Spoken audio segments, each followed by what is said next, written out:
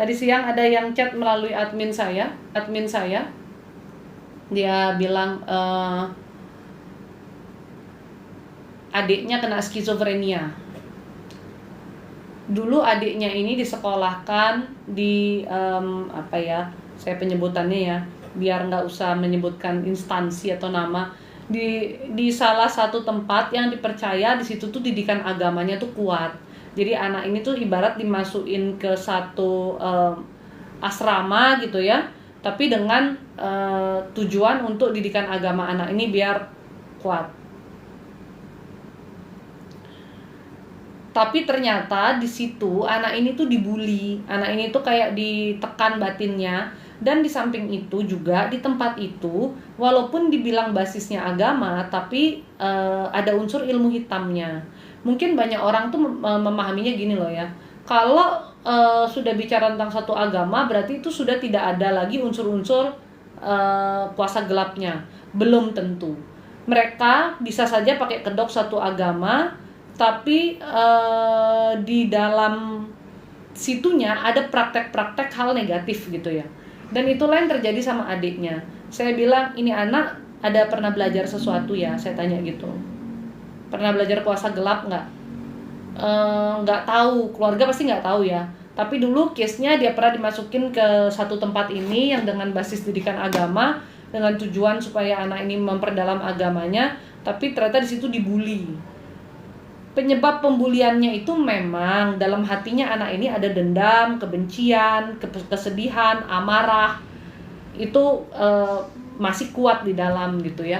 Tapi yang bikin dia parah bisa sampai skizofrenia seperti ini, alias sudah gila lah, kalau vonis dokter gila, jadi dia harus dirawat di RSJ.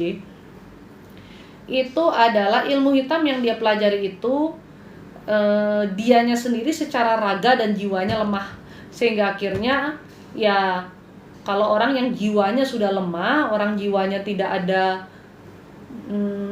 ada iman gitu ya, terus dia belajar, jiwanya lemah, tidak ada iman, kemudian dia juga rapuh secara mental, pikiran gitu kan, diisi dengan hal-hal yang negatif. Kalau energi negatif yang diisi ke dia itu lebih besar daripada kemampuan dia kontrol dirinya, maka disitulah bisa terjadi orang itu gila, hilang kesadaran, sudah bukan dirinya dia lagi. Karena apa? Jiwanya yang lemah itu jiwanya dikuasai kuasa gelap. Kalau orang yang belajar kuasa gelap, entah Anda belajar tarot, entah Anda belajar ilmu-ilmu seperti itu, entah Anda cari ke gua, ke gunung, whatever, terserah, yang pasti bukan melalui jalan Tuhan. Karena kalau jalan Tuhan tuh hanya melalui doa saja gitu ya. Maka yang diikat itu bukanlah rohmu, tapi jiwamu. Karena jiwamu yang murni, jiwamu yang dimauin gitu. Kalau rohmu yang diikat, dalam arti gini, kalau rohmu yang terikat, nanti kau bisa metong kan kalau rohmu. Tapi kalau jiwa itu orang tuh jadi hatinya hampa, kosong gitu. Kebanyakan orang itu tidak memperhatikan kondisi jiwanya. Dipikir dirinya baik-baik saja selama hatinya dia masih bisa berkata-kata dalam hati dan otaknya masih terpakai gitu. Dia merasa sudah TUPBGT, tapi secara jiwa dia kosong.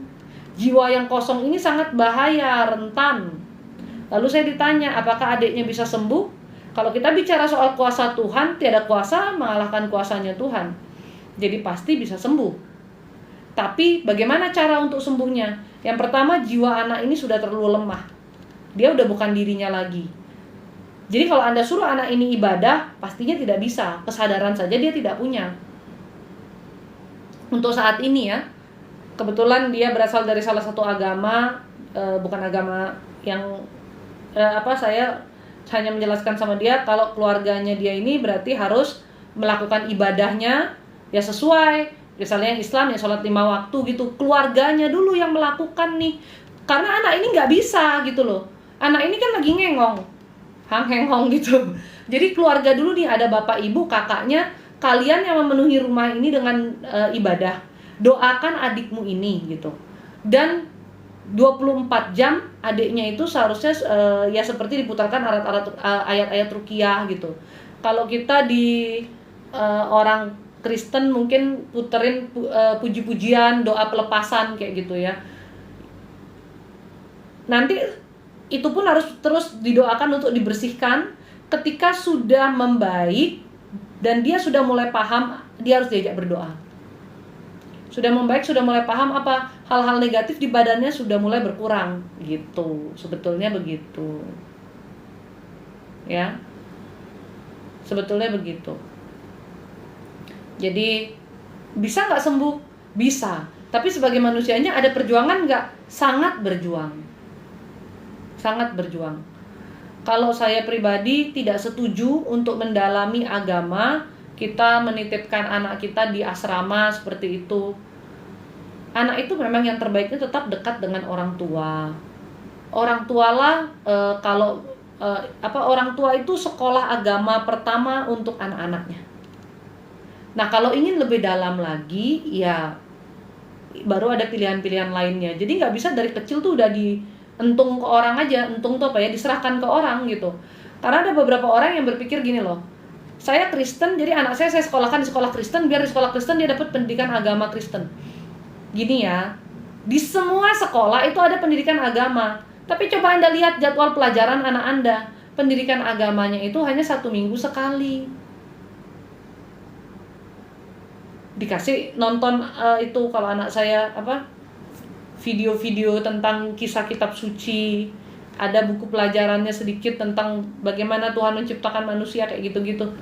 Itu benar-benar pengetahuan dasar. Tapi bagaimana anak-anak ditanamkan iman itu adalah kita orang tua di rumah punya tugas. Dimulai dari hal apa? Bercerita sama mereka bahwa Tuhan itu ada loh. Kalau ada apa-apa kita berpegangnya sama Tuhan loh. Kita doa yuk nak sebelum makan. Kita doa yuk nak sebelum tidur.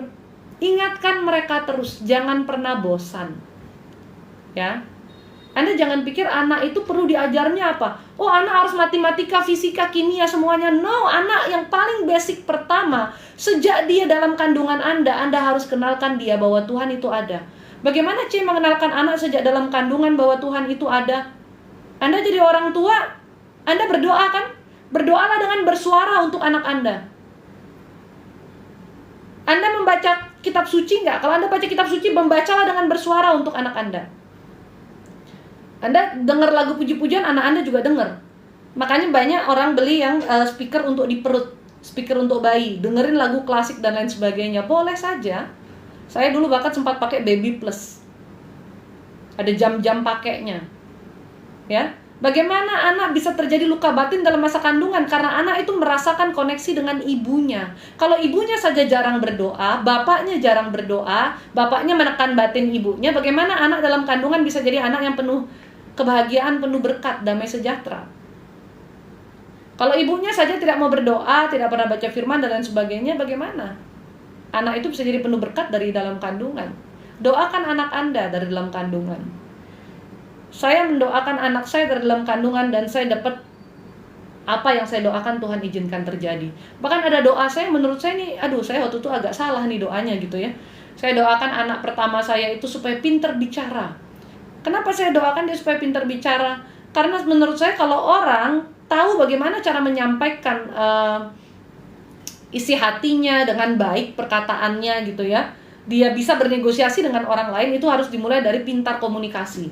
Tapi saya kayaknya salah doa nih, saya bilangnya pintar bicara, sampai dia cerewet sekali sama saya, sama bapaknya gitu. Tapi sama orang lain dia masih agak pendiam, sangat pendiam bahkan. Jadi Anda tidak bisa menitipkan anak Anda hanya ke guru di sekolah. Justru dasar keimanan itu dari dasarnya adalah orang tua. Anda jangan tanamkan sama anak Anda dulu tuh masalah kamu di sekolah harus juara 1, kamu harus maju di panggung di sekolah. Kamu di sekolah kamu harus membanggakan nama mami papi. Kamu nanti harus sukses, harus gini, harus gitu, harus gini, harus gitu. Yang kamu tanamkan sejak awal itu adalah bagaimana hidup dekat dengan Tuhan. Bagaimana hidup mengandalkan Tuhan. Ya. Itu akan terlihat. Gak mungkin enggak.